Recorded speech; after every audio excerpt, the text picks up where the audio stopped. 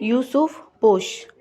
रात्रीचा शेवटचा पहर होता. युसूफला नेहमी लवकर झोपणे पसंत होते.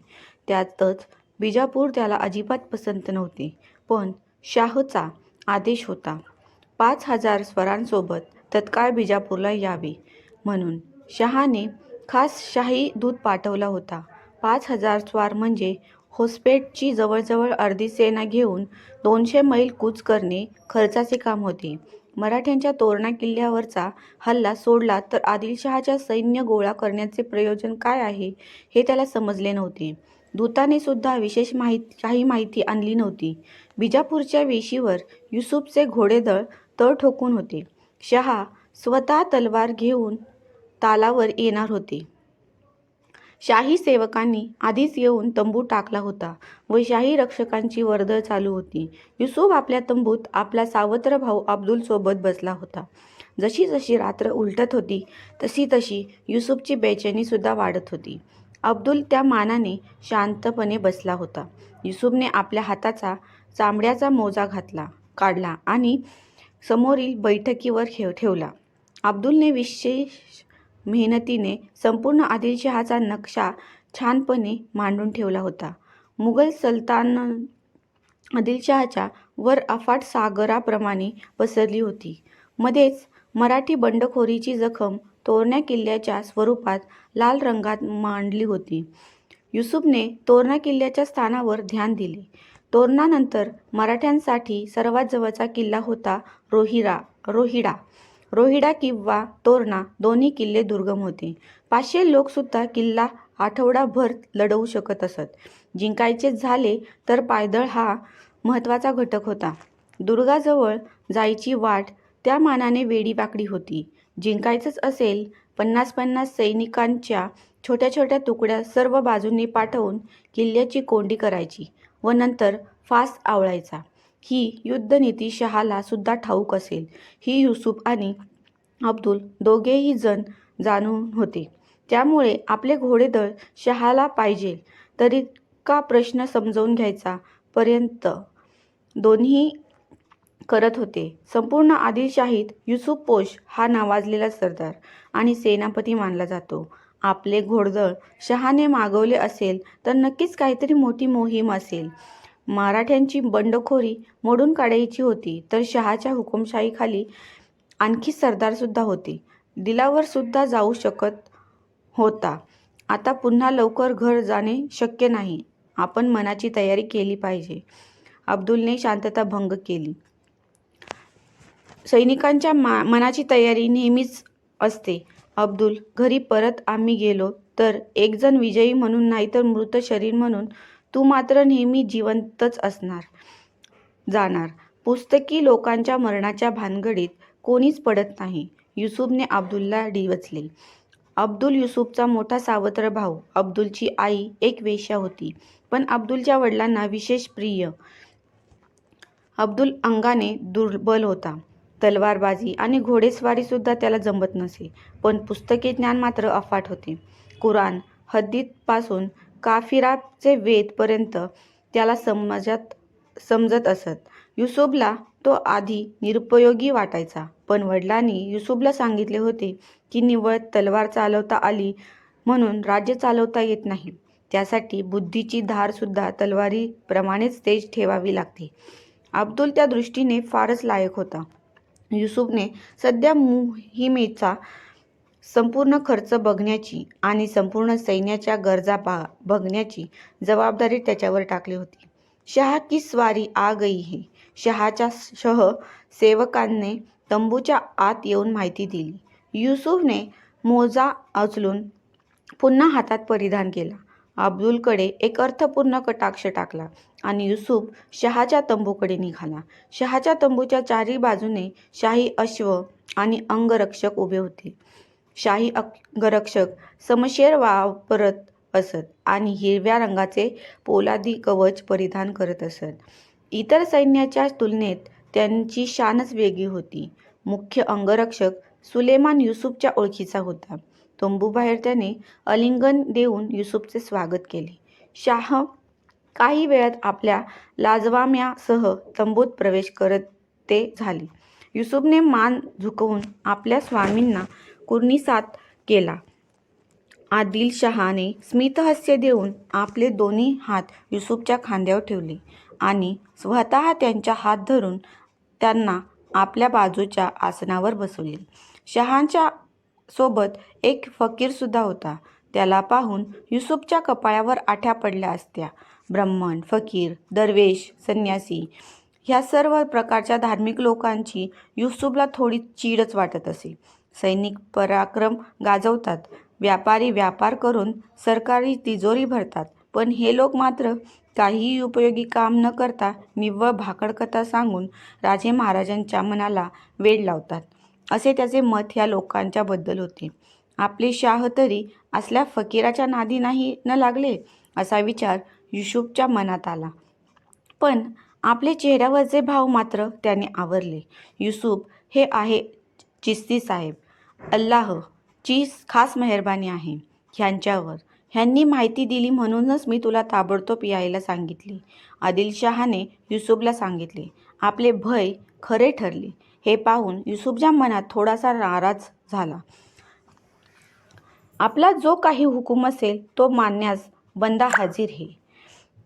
युसुफने नम्रपणे आपली शहाला सांगितले. पश्चिमेकडे मराठ्यांची बंडखोरींनी उत्तरेकडे मुघल दोन्ही आदिलशाही संपवण्यासाठी कार्यरत आहे. चिश्ती साहेबांनी मराठ्यांच्या बंडखोरीबाबत मला आधीच सूचना दिली होती, पण मीच त्यांच्याकडे दुर्लक्ष केले. ह्यावेळी मात्र मी तसे होऊ देणार नाही. शाह बोलता बोलता उठले आणि तंबूच्या कोण्यात गेले. तेथे एक मेज ठेवले होते आणि त्यावर काही कागदपत्रे. आदिलशहाला काही संकट आहे का? युसुफने उठून विचारले. होय. ह्यावेळी चिश्ती साहेब बोलले. कदाचित आदिलशहाचे शेवटचे दिवस जवळ आले आहेत. मला अल्लाहने स्वतः स्वप्नात दाखवले आहे.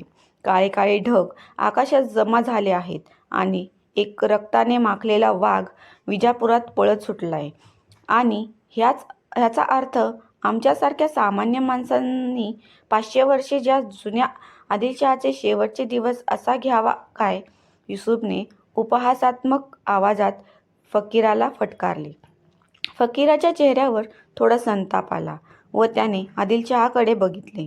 कदाचित शहा युसुफला काही सांगितले अशी त्याची अपेक्षा होती, पण शहा पूर्णपणे शांत होते. शेवटी चिश्ती फकीराने स्वतःच आपला बचाव मांडला. सामान्य लोकांकडे अल्लाहचे संदेश समजवण्याची कुवत नसते बेटा. त्याला माझ्यासारखाच माणूस पाहिजे असतो. ठीक आहे, युसुफ बोलला. त्यावर फकीराच्या अहंकाराचा थोडा जास्तच राग आला. केवळ आकाशात दाटलेल्या ढगांचे स्वप्न कुणा फकीराने पाहिले म्हणून शहा 5000 घोडेस्वारांचे सैन्य नक्कीच नाही मागवणार. एवढ्या प्रमाणात सैन्याची जमाव सुरू झाली आहे हे मराठ्यांना आणि मुघलांना ठाऊक झाले असेलच. एक स्वप्नासाठी आम्ही युद्ध करू. युसुफने प्रश्नात्मक दृष्टीने आदिलशहाकडे पाहिले. आदिलशहाने एक उसासा सोडला आणि आपली डावी तर्जनी वर असलेले अंगठीला उजव्या हाताने हळूवार कुरवाळले. युसुफला शहाच्या या सवयीबद्दल ठाऊक होते. जेव्हा जेव्हा शहा काहीतरी खोल विचार करत तेव्हा तेव्हा त्या आपल्या अंगठीला कुरवाळायची त्याची सवय होती. प्रश्न फक्त स्वप्नांचा नाही युसुफ, प्रश्न आहे आदिलशाहीच्या भविष्याचा आणि पुढील युद्धांचा. मुघल सल्तनतबरोबर आमचा मैत्रीचा करार होता, पण नवीन बादशाह तो कायम ठेवण्याचा उत्सुक नाही अशी माहिती आहे. आमच्या मुलीची शाही बादशाहीच्या छोट्या भावाबरोबर करावी असा प्रस्ताव आम्ही पाठवला होता, पण त्यावर काही उत्तर आले नाही. शाहिस्तेखान आपल्या 30,000 सैन्यासह दक्षिणेकडे येतोय अशी बातमी हेरांनी आणली आहे. येणारा काळ कठीण आहे आणि तुझ्यासारखा विश्वासू माणसाची आदिलशहाला गरज आहे युसुफ. शहांच्या बोलण्यात एक निराशेचा सूर होता. आपल्या शहाला अशा पद्धतीने हार मानताना त्याने आधी कधीच बघितले नाही. हे फकीर लोक काय जादूटोणा जाणवतात हे देवच जाणे, असा विचार त्याच्या मनात आला. लहान तोंडी मोठा घास घेतोय म्हणून माफ करा हुजूर, पण आदिलशाही मुघल सल्तन पेक्षा छोटी असली तरी प्रचंड युद्धापेक्षा जिंकणे अवघड आहे. उलट पूर्ण दख्खन भाग मुघलांना नवीन आहे. इथल्या जंगल आणि दऱ्याखोऱ्यातून वाट काढणे सुद्धा त्यांना अवघड जाईल. आणि मराठ्यांची बंडखोरी मोडून काढणे विशेष सोपे आहे. दिलावर खान सहज तोरणा परत आणू शकेल. युसुफने आपली बाजू मांडण्याचा प्रयत्न केला. आदिलशाने चिश्ती फकीराकडे एक अर्थपूर्ण कटाक्ष टाकला. फकीराच्या डोळ्यात एक चमक आली. एक विशेष घटना घडली युसुफ. दिलावर खान सुमारे 100 सैनिक आणि आमच्या काही विशेष व्यापारी लोकांसह फिरंग्यांना भेटण्यासाठी गोमतक प्रांतात गेला आहे. शहाची चर्या अचानक गंभीर बनली आणि युसुफने विचारले. दिलावर आणि त्यांचा ताफा अचानक गायब झाला. कुणाचाच काहीच पत्ता नाही. फिरंगी पोर्तुगीजांना आम्ही धमकावून विचारले. वाटेवरील सर्व किल्ले, गावे सगळीकडे आम्ही स्वार पाठवले, पण कुणीही सापडले नाही. रत्नागिरी भागात ज्या मशिदीत त्यांनी शेवटचा नमाज अदा केला होता, त्यानंतर काहीच माहिती नाही. शहाच्या आवाजात थोडीशी मृदुता आली होती. युसुफ पोष, मी आदिलशहा तुला आदिलशहाचा सेनापती घोषित करत आहे. आजपासून संपूर्ण आदिलशाहीच्या रक्षणाची जबाबदारी तुझ्यावर आहे. शहाने आपल्या मेजावरील एक कागदपत्र उचलून युसुफकडे दिले. युसुफसाठी हा फार मोठा धक्का होता. दिलावर खान हा नावाजलेला योद्धा तसेच अतिशय चालाक आणि अनुभवी सेनापती होता. युसुफ आपल्या गुडघ्यावर बसला. हुजूरने माझ्यावर फार मोठा विश्वास दाखवला आहे. आपला विश्वास सार्थक ठरवण्यासाठी मी जीवाची बाजी लावेन, युसुफ बोलला. हीच अपेक्षा आहे. शहाने त्याला उठवले आणि प्रेमपूर्वक आलिंगन दिले. युसुफचा संपूर्ण दिवस विजापूरच्या महलात गेला. शहाच्या दरबारातील प्रत्येक व्यक्तीने युसुफला भेट दिली. प्रत्येकाच्या बोलण्यात चिश्ती फकीराचा शहा आणि एकूण दरबारावर फारच प्रभाव आहे हे स्पष्ट झाले. आदिलशहाला धोका आहे हे अजून युसुफला मनाला पटले नव्हते, पण उत्तरेकडे सीमा सुरक्षित करावी आणि दिलावरचा शोध ही 2 विशेष कामे आता त्याच्या पुढे होती. मराठ्याचा बिमोड करणे आवश्यक होते. तोरणानंतर रोहिड आणि राजगड त्यांच्या नजरेत येणे स्वाभाविक होते. युसुफने सरदार बख्तियार खान आणि अहमद खान यांना बोलवून पाठवले. बख्तियारला 2000 स्वारसह राजगड तर अहमदला 3000 स्वारसह सिंहगडला तत्काळ रवाना होण्याचा आदेश दिला. दोन्ही किल्ल्यांचे किल्लेदार मुसलमान नसून हिंदू होते. कदाचित ह्यांनी बंडात भाग घेतला तर 2 महत्त्वाचे किल्ले हातातून जातील ही भीती युसुफला होती. राजगडचे किल्लेदार खंडोजी रंजनेकर होते तर सिंहगडचे किल्लेदार होते चंद्रोबा कासकर. युसुफने एक आदिलशाहीच्या नवे एक विशेष आदेश जारी केला होता. दोन्ही किल्लेदारांना आदेश दिला होता की त्यांनी आपल्या थोरल्या मुलाला बिजापूरमध्ये दरबारात पाठवावे, जेथे त्यांना राजकारणातील धडे देण्यात येतील. वडिलांनी काही बंडखोरी केली तर मुलांना शिरच्छेद करण्यात येईल. हे आदेश लिहिले नव्हते तरी ते समजण्याइतके शहाणपण दोन्ही किल्लेदाराकडे नक्कीच होते.